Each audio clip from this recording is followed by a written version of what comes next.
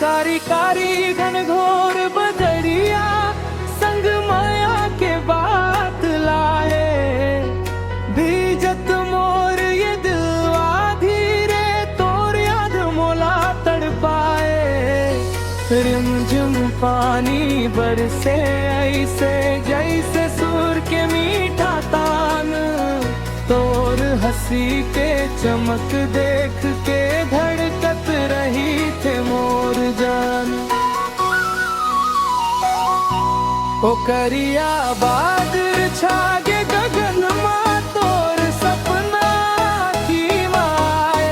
भीगे रतिया भीगे जिया तोर बिना चैन नहीं पाए। हवा चले तो नाम पुकारे मोर मन तो लाखों जे रे।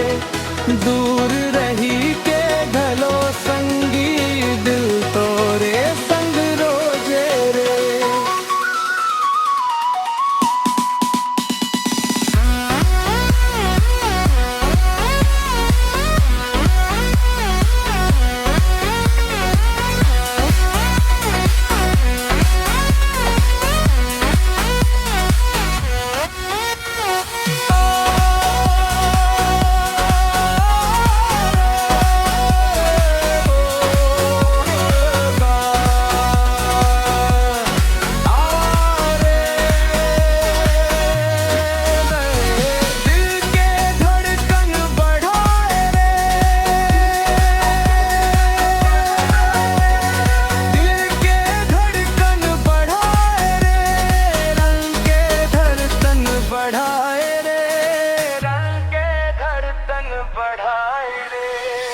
कारी कारी घन घोर बदरिया संग माया के बात लाए।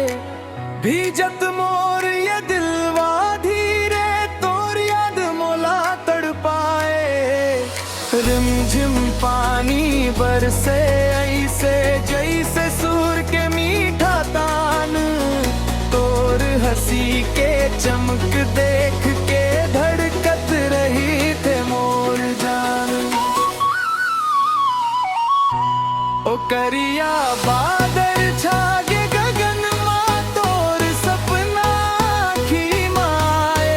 भीगे रतिया भीगे जिया तोर बिना चैन नहीं पाए।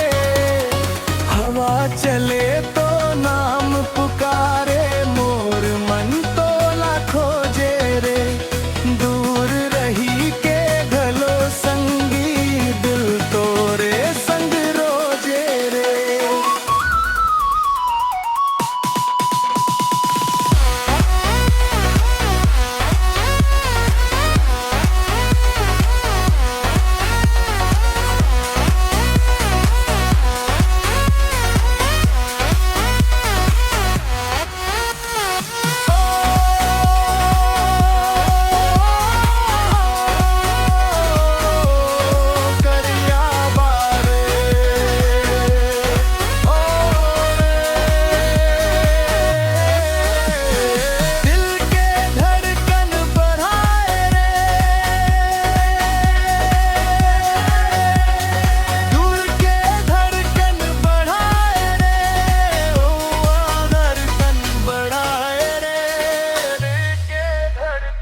बढ़ाए